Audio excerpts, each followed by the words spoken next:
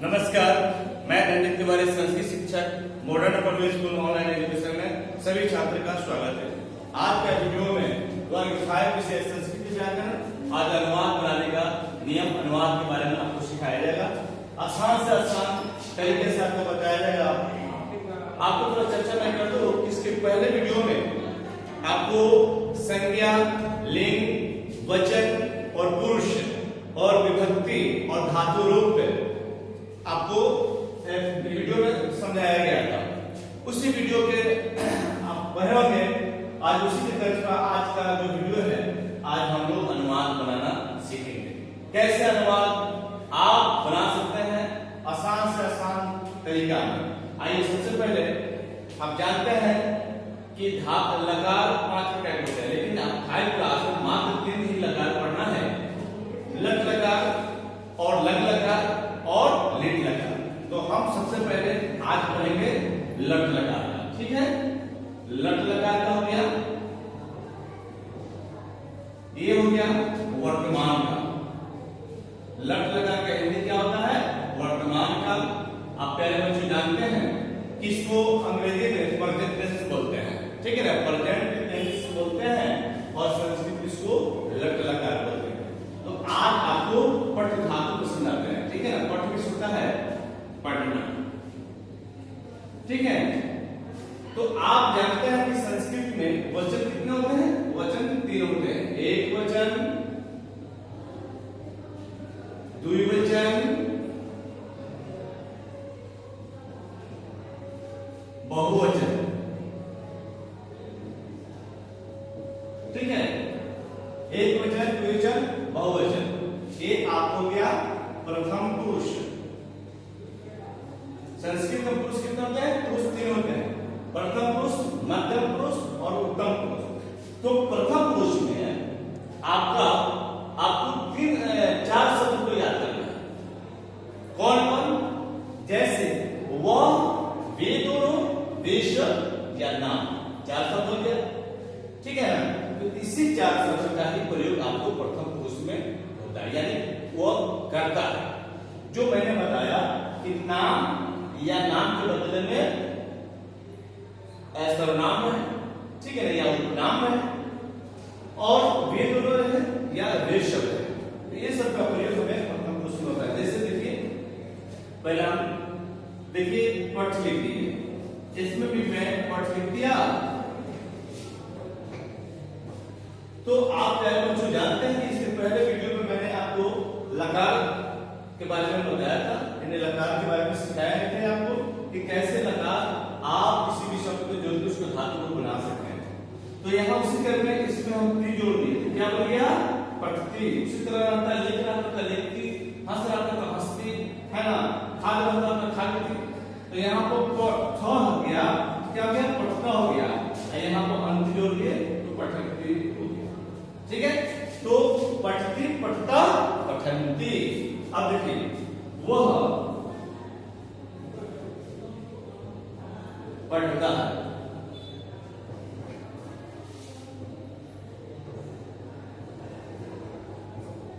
वे दोनों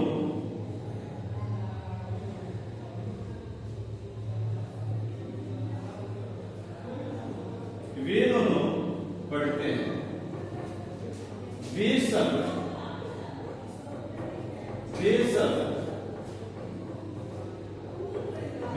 पढ़ते हैं। तो प्यारे बच्चों, समझने की बात है कि कर्ता 3 अवस्था में होता है। एक वचन में, द्विवचन में, बहुवचन। कर्ता कितने अवस्था में होते हैं? 3 अवस्था में। तो प्यारे बच्चों, हम कर्ता को ही देखकर हमें पता चल जाता है कि ये वाक एक वचन का है, कि द्विवचन का है, कि बहुवचन का है, ठीक है। तो हम इसमें पढ़ते हैं कि वह पढ़ता है। वह का मतलब एक, वह का मतलब एक। तो वह पढ़ता है, तो यानी एक व्यक्ति का बोल रहा है। तो नियम कहती है कि यदि कर्ता एक वचन का है तो उसकी क्रिया भी एक वचन की है। यानी यदि कर्ता एक वचन का, यानी इसमें जो वो पढ़ता है तो वह क्या हो गया? कर्ता हो गया। क्या हो गया? ये आपको कर्ता हो गया, यानी काम करने वाला है। ये क्या हो गया? क्रिया। ठीक है ना? कर्ता के द्वारा क्रिया का संपादन किया जा रहा है, तो यानी कर्ता और क्रिया दो शब्द है ना, तो इसका हम प्रयोग करेंगे। वह का स होता है, वह का क्या हो गया संस्कृत शब्द श, वह का क्या हो गया स। आप पठता का वह पढ़ता है, तो यहां पर एक वचन में क्या है? पठती। तो स पठती क्या हो गया? सब प्रथम। इस तरह से वाक्य कैसे रहेंगे? वो पढ़ता है, वह जाता है, वह खाता है, वह लिखता है, वह हंसता है। इस तरह के जो भी वाक्य होंगे आपको इसी तरह बनेगा। वे दोनों पढ़ते हैं, तो वे दोनों का संस्कृत शब्द होता है तो। क्या होता है? तो द्विवचन जब से कर्ता द्विवचन का है, इसका क्रिया भी द्विवचन की होगी, है ना? अच्छा, यानी जब से कर्ता द्विवचन का है, इससे क्रिया भी द्विवचन की होगी, इसलिए तो यहाँ पर पठता। पूर्ण मेरा बात पूरा क्लियर हो गया। वे सब पढ़ते हैं, तो वे सब या वे लोग बात देते हैं। वे शब्द या वे लोग, यानी कहने का मतलब कि बहुत सा बहुत अधिक, तो वे सब पढ़ते हैं, तो ते पठन के, क्योंकि इसमें तीनों जो वाक्य हमने आपको लिखे हैं, तो तीनों का जो करता है वह एक वचन में है, कोई दो वचन में है, कोई बहुवचन में। तो जब इससे कर्ता एक वचन, दो वचन, बहुवचन में है, तो उसी प्रकार इसका क्रिया भी एक वचन, द्विवचन और बहुवचन होंगे, है ना? अब देखिए, तो आप तो समझ लीजिए कि प्रथम पुरुष में मात्र आपको याद करना है 63, वह या नाम रहे इसमें या वे दोनों वे शब्द, तीनों का प्रयोग हमेशा प्रथम पुरुष में ही होता है। किसमें होता है? प्रथम पुरुष में। अब आपको हम सिखाएंगे मध्यम पुरुष। आइए इसको देखते रहिए, आप वीडियो को शुरू से अंत तक ले।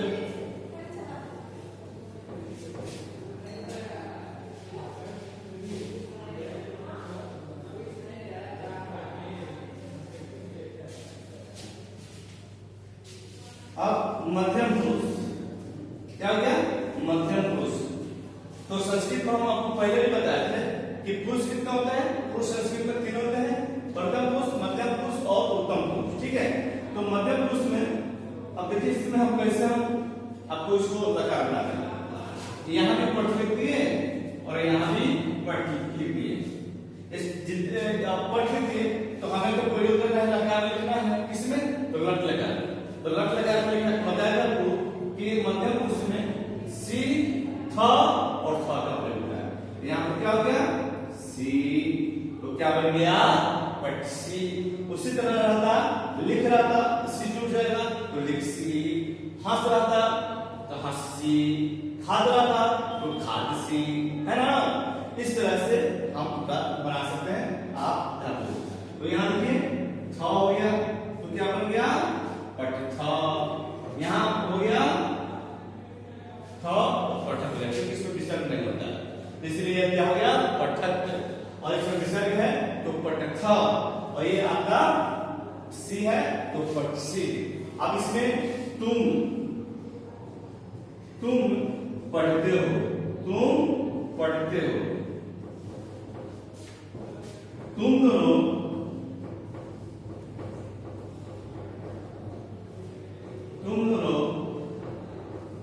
पढ़ते हो, तुम सब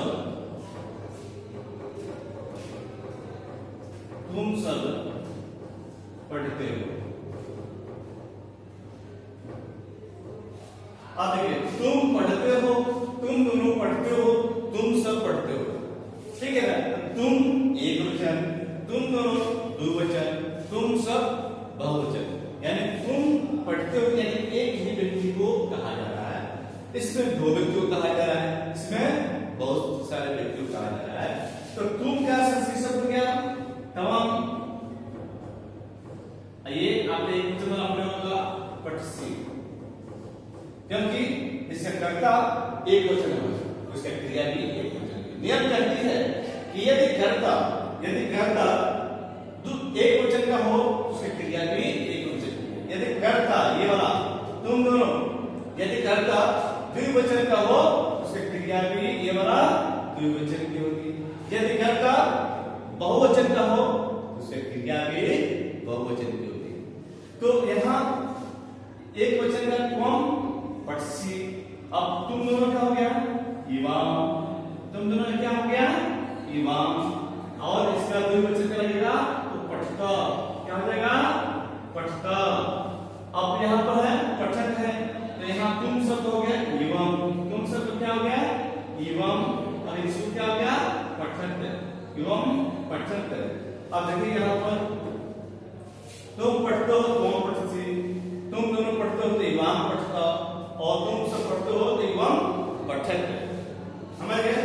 तुम दोनों पढ़ते हो, तुम दोनों जाते हो, तुम दोनों खाते हो, तुम दोनों लिखते हो, इस तरह के जितने भी वाक्य होंगे तुम दोनों से वो मध्यम पुरुष हमेशा द्विवचन भी उपयोग होंगे जो हम लोग बना सकते हैं। ठीक है, तो आपको हमें विश्वास है कि आपको समझ में आ रही होगी, क्योंकि आप ध्यान से देखेंगे सुनेंगे तो आपको किसी प्रकार का कठिनाई नहीं होगी। अगर आपको दिक्कत होता है या नहीं समझ में आता है तो मेरा यहाँ मोबाइल नंबर है, इस मोबाइल नंबर पर आप फोन कर सकते हैं और हम आपको बता सकते हैं। ठीक है, चलिए अब आप समझेंगे उत्तम पुरुष का।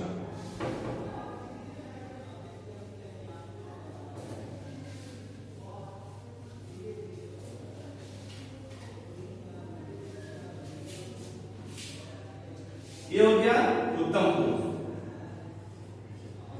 ठीक है, उत्तम पुरुष हो गया। अब इसमें तीन शब्द का प्रयोग होता है, मैं, हम दोनों और हम सब। तो मैं, ठीक है ना, हिंदी में हो गया मैं। तो अब हम आपको पहले यहाँ धातु रूप लिख देते हैं, उसके बाद में लिखेंगे। तो यहाँ धातु रूप में मैंने क्या सब में शब्द लिख दिया, पट धातु से समझाया है आपको, तो सब में पट हो गया। ठीक है ना, सब में पट हो गया। तो आप जानते हैं कि आपको पहले भी हम बता दिए हैं कि धातु रूप कितना आसान है लकार रूप है इसमें। तो जो आप इसके पहले हम लकार दिखाए थे, अगर आपको याद होगा तो इसमें है कि पठामे पठावा पठामा, आमे आवा आमा, आमे, ठीक है ना, तो पठामे पठावा पठामा। देखिए इसका बता दें, आमी तो आ आकार दे दिए तो खा हो गया, पठा में आ गया तो पठा में पठावा पठामा। ठीक है, तो इसमें तीन शब्द का प्रयोग होता है, मैं, हम दोनों और हम सब। तो मैं पढ़ता हूं, मैं पढ़ता हूं, हम दोनों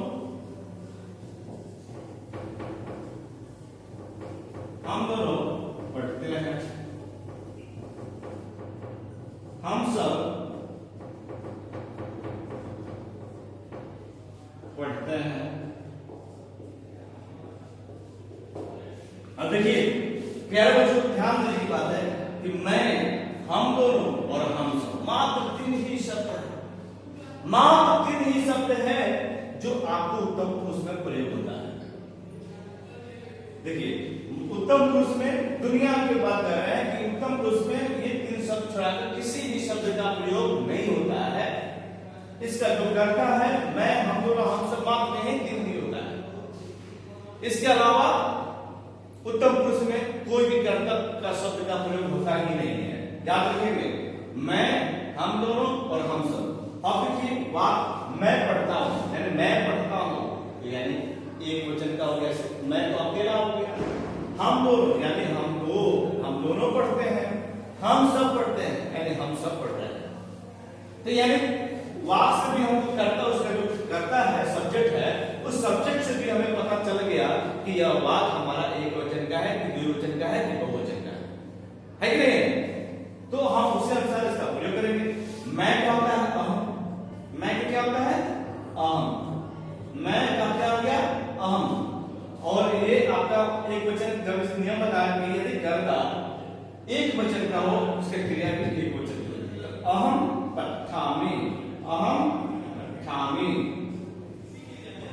उसके बाद हम दोनों में होते हैं अवाम, अवाम पठावह, ठीक है। इसका हो गया वयम, वयम पठावह। इतना आसान। उसी तरह कि मैं पढ़ता हूं, मैं जाता हूं, मैं खाता हूं, मैं लिखता हूं, इस तरह से आप बना सकते हैं। तो आप, हमें विश्वास है कि आपको यह आसान से आसान तरीका में आपको समझ में आ गई। इसी के आधार पर आप अनुवाद बना सकते हैं। बस आपको ध्यान रखना है इस हेक्टर का कौन सा वचन है। उसके बाद हम आपको फिर विभक्ति वाला यानी कारक चिन्ह का जो प्रयोग होता है, ने, के, को, ठीक है ना, के लिए, इस पर विभक्ति का भी प्रयोग आपको बताएंगे। तो अभी आपको सिंपल से सिंपल आपको लकार को आपको अनुवाद सिखाया जाएगा। अगर आप ये सीख लेते हैं तो विभक्ति भी आसान होगा, हो जाएगा, कोई दिक्कत नहीं होगा उसमें। तो हम आपको कुछ कारक यानी कुछ सब्जेक्ट देखते हैं जो आप याद कर लेंगे, और वो सब्जेक्ट हमेशा उसी अवस्था में उसका प्रयोग होगा जो यहाँ पर हम निकालेंगे। आइए देखते हैं।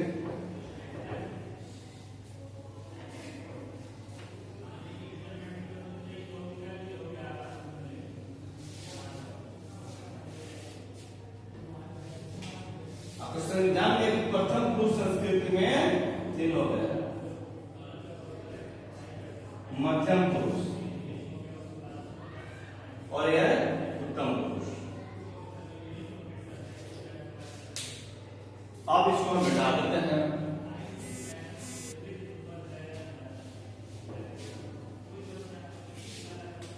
अब यहां लिखते हैं कर्ता के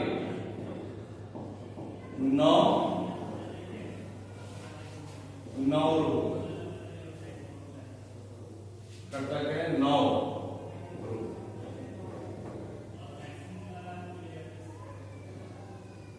कर्ता के 9 रूप या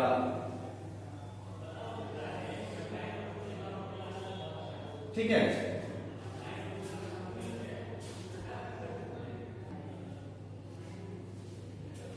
कर्ता के 9, सॉरी ये हुआ नहीं होगा, यहां पर आप भी नहीं होगा, ये लिखा गया था तो इसलिए सॉरी। कर्ता के 9 रूप, कर्ता के 9 रूप। आप कर्ता के 9 रूप कौन कौन होते हैं आप देखिए, आप इसको याद कर लेंगे तो आपको किसी प्रकार की दिक्कत नहीं होगी। आइए सबसे पहले हम आपको बताते हैं श। स माने वह, ठीक है। तो माने वे दोनों,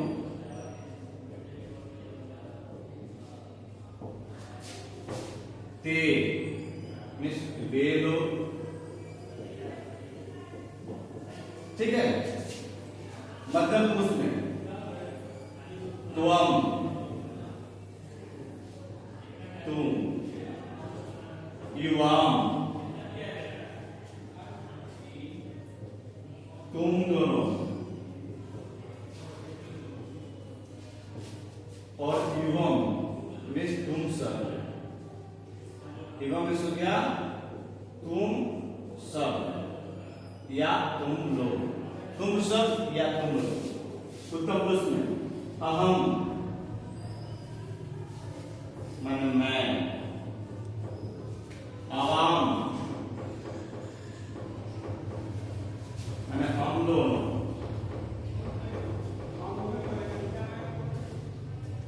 वयम हम सब।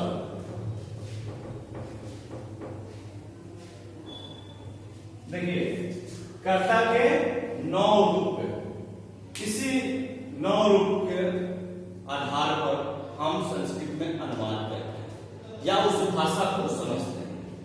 तो कौन सा 9 रूप है? प्रथम पुरुष में श, तो, ते। श माने वह, तो माने वे दोनों, ते में वे लोग। मध्यम पुरुष में त्वम, इवाम, युवम। त्वम माने तुम, इवाम माने तुम दोनों, युवम में तुम सब।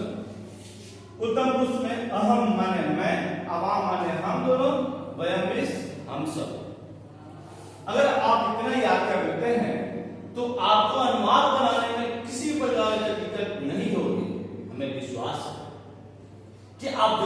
उसको याद करेंगे।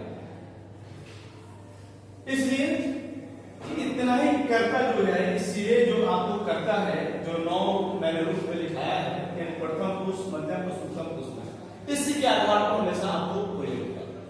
धातु रूप भी हो उसमें, अब ये प्रथम पुरुष में हमेशा स मन वे दोनों, वे सब या वे दोनों, तुम दोनों और तुम सब, तुम दोनों और तुम सब का प्रयोग हमेशा मध्यम पुरुष में होगा, क्योंकि तुम का प्रयोग प्रथम पुरुष में कभी नहीं होगा। उसी प्रकार उत्तम पुरुष का मैं, हम दोनों और हम सब का प्रयोग हमेशा उत्तम पुरुष में ही होगा। इसके अलावा आपका कोई प्रयोग नहीं होगा। इतना ही आपको कर्ता को याद नहीं, सब जो भी हमने दिखाया है ये सब आपका सब्जेक्ट है। इसी सब्जेक्ट यानी कर्ता के अनुसार ही हम वाक्य का प्रयोग कर सकते हैं। अगर कर्ता इसका हम दोनों का है, हम आवाम में है तो उत्तम पुरुष के द्विवचन का ही प्रयोग करेंगे। अगर बहुवचन वाला है तो बहुवचन का प्रयोग करेंगे, एक वचन वाला है तो एक वचन का प्रयोग करेंगे, द्विवचन वाला है तो द्विवचन में, बहुवचन है तो बहुवचन का प्रयोग करेंगे। तो हमें विश्वास है कि आज के वीडियो में आपको अनुवाद बनाने का जो हमने नियम बताया है, कुछ सिखाया है, जरूर आप सीखे होंगे और कुछ याद करने वाली बात है उसको याद करें। तो आज के वीडियो में आज इतना ही। अगले वीडियो में लग लगा के बारे में सिखाएंगे। आज की वीडियो में इतना ही। बहुत बहुत धन्यवाद।